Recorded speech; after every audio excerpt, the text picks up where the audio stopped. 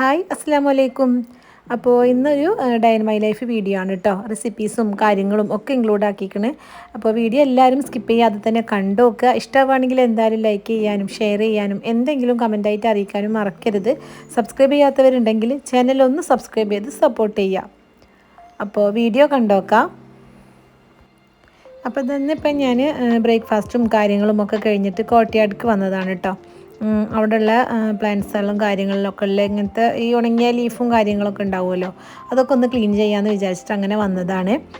ഇപ്പം നമ്മൾ പ്ലാന്റ്സൊക്കെ വെക്കുകയാണെങ്കിൽ ഇത് നല്ല ഭംഗിക്കാണല്ലോ വെക്കണത്. അപ്പോൾ അതങ്ങനെ വൃത്തികേടായി കിടക്കുമ്പോൾ അതിൻ്റെ ആ ഒരു ഭംഗി കിട്ടൂലല്ലോ. അപ്പോൾ നമ്മൾ പ്ലാന്റ്സ് ആണെങ്കിലും നമ്മൾ അതിനനുസരിച്ചിട്ട് നമ്മളതങ്ങനെ വൃത്തിയാക്കി കൊടുത്താലുള്ളൂ കേട്ടോ, അതങ്ങനെ നല്ല ഭംഗിയിൽ നിൽക്കുള്ളൂ.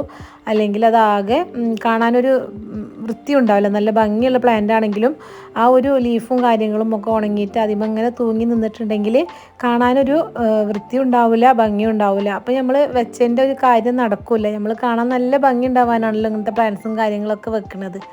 അപ്പോൾ അതൊക്കെ ഇതുപോലെ ഇടയ്ക്കൊന്ന് ക്ലീൻ ചെയ്ത് കൊടുത്തിട്ടില്ലെങ്കിൽ കാണാൻ ഒരു ഭംഗിയും ഉണ്ടാവില്ല കേട്ടോ. അപ്പോൾ ഇങ്ങനെ ഉണങ്ങിയ ഇലകളും കാര്യങ്ങളൊക്കെ വരുമ്പോൾ അതങ്ങനെ ക്ലീൻ ചെയ്ത് കൊടുക്കും.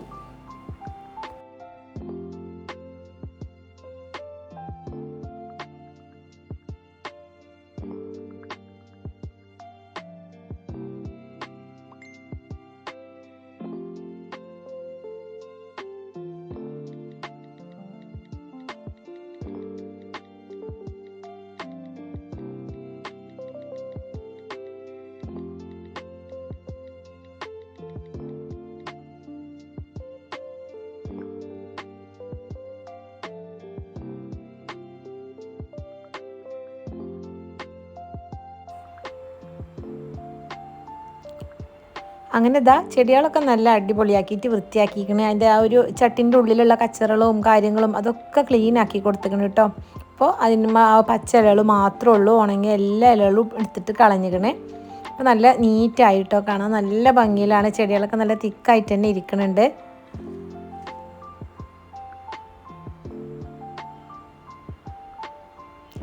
അതൊക്കെ കഴിഞ്ഞ് പിന്നെ ഇതാ ഞാൻ അതിന് വേണ്ടി പോകുമ്പോൾ ഞാൻ വെള്ളം ചോറിനുള്ള അരിയും വെള്ളം കൂടിയൊക്കെ ഒന്ന് അടുപ്പത്ത് വെച്ചിട്ടുണ്ടായിരുന്നു കേട്ടോ. അപ്പോൾ അത് തിളച്ചപ്പോൾ അത് അങ്ങനെ റൈസ് കുക്കർക്ക് ഇറക്കി വെച്ചിക്കണേ. ഇനിയിപ്പോൾ ഇന്ന് ഉപ്പേരിക്ക് വാഴക്കൊണ്ടാണ് കേട്ടോ ഉണ്ടാക്കുന്നത്. അപ്പോൾ ഇതാ ഞാൻ വാഴക്ക ഇതുപോലെ നീളത്തിലൊന്ന് കട്ട് ചെയ്ത് കൊടുത്തിക്കണേ. ഇതുപോലെ നീളത്തിലാണ് കേട്ടോ ഈ ഒരു ഉപ്പേരിക്ക് കട്ട് ചെയ്യേണ്ടത്. ഇനിയിപ്പോൾ അതിലേക്ക് ഇതാ ഞാൻ 1/2 ടീസ്പൂണ് മഞ്ഞൾപ്പൊടിയും എരിവിനനുസരിച്ചിട്ട് മുളക് പൊടിയും കൂടി ചേർത്ത് കൊടുക്കുന്നുണ്ട്. പിന്നെ ആവശ്യത്തിന് ഉപ്പും ചേർത്ത് കൊടുക്കുക. പിന്നെ അത് മുങ്ങി കിടക്കാൻ ആവശ്യത്തിന് വെള്ളം കൂടി ഒഴിച്ചു കൊടുത്തിട്ട് നമുക്കതൊന്ന് വേവിക്കാൻ വേണ്ടിയിട്ട് വെച്ച് കൊടുക്കണം.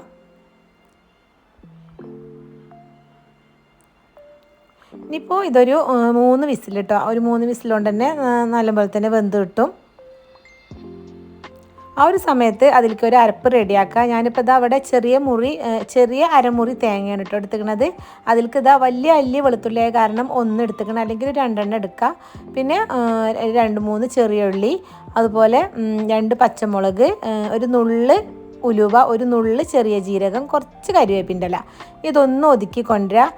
നല്ലോണം അങ്ങനെ വെള്ളം ഒഴിച്ചിട്ട് അരച്ചെടുക്കണ്ട, ഇതുപോലെ ഒന്ന് ഒതുക്കി എടുത്താൽ മതി കേട്ടോ.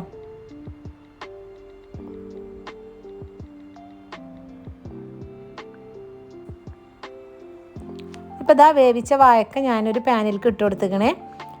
ഇപ്പോൾ ജസ്റ്റ് ഒന്ന് മിക്സ് ചെയ്തതിന് ശേഷം അതിലേക്ക് കുറച്ച് പുളിവെള്ളമാണ് കേട്ടോ ഒഴിച്ച് കൊടുക്കുന്നത്. പുളി കൂടി പോവരുത്, ഒരു ചെറിയ പുളി ഉണ്ടാവാനേ പറ്റുള്ളൂ. അപ്പോൾ അതിനനുസരിച്ചിട്ട് ഒഴിച്ചു കൊടുക്കുക കേട്ടോ. പിന്നെ അതാ നമ്മൾ അരച്ച് വെച്ചിട്ടുള്ള ഒരു അരപ്പും കൂടി അതിലേക്ക് ഇട്ട് കൊടുത്തിക്കണേ. ഇനിയിപ്പോൾ എല്ലാതും കൂടി നല്ലോണം ഒന്ന് മിക്സ് ചെയ്തെടുക്കാം.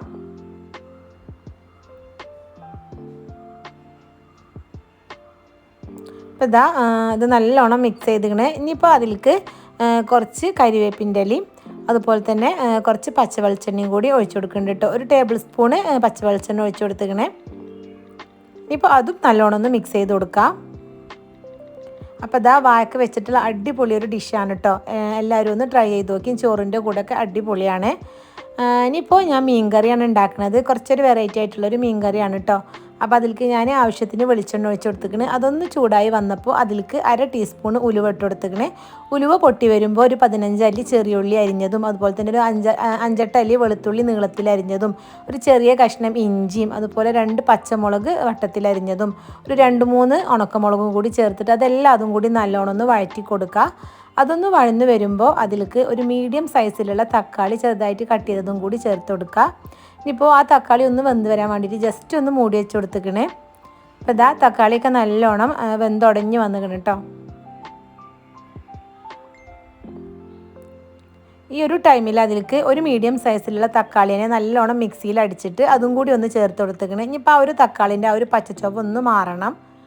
അപ്പോൾ ഇതാ തക്കാളിൻ്റെ പച്ചച്ചോവയൊക്കെ മാറി വന്നിരിക്കണം. ഇനിയിപ്പോൾ അതിലേക്ക് പൊടികൾ ചേർത്ത് കൊടുക്കുക. അതിലേക്ക് ഇതാ 1/2 ടീസ്പൂൺ മഞ്ഞൾപ്പൊടി, 2 ടേബിൾ സ്പൂൺ മുളക് പൊടി, 1 ടേബിൾ സ്പൂൺ മല്ലിപ്പൊടി.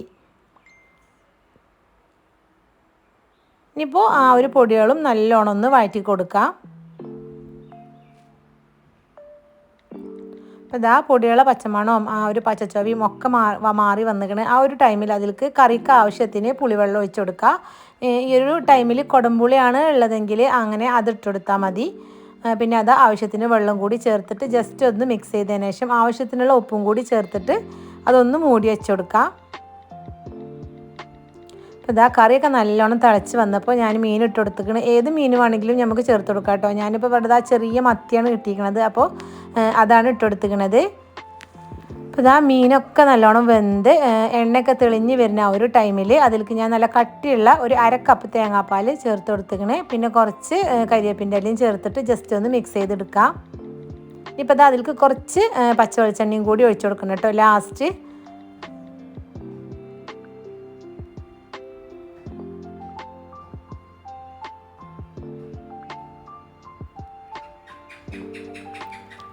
അപ്പോൾ ഇതാ നല്ല അടിപൊളിയായിട്ടുള്ള മീൻ കറി റെഡി ആയിക്കണേ. നമ്മൾ ഫ്ലെയിം ഓഫ് ചെയ്തിരിക്കണം കേട്ടോ. ചട്ടിയിലായ കാരണമാണ് അത് അങ്ങനെ തിളക്കുന്നത്. അപ്പോൾ നല്ല ടേസ്റ്റുള്ളൊരു മീൻ കറിയാണ് കേട്ടോ. അപ്പോൾ എല്ലാവരും ഒന്ന് ട്രൈ ചെയ്ത് നോക്കിയും. ഈ ഒരു 2 ഡിഷും ചോറിൻ്റെ കൂടെ അടിപൊളിയാണ്.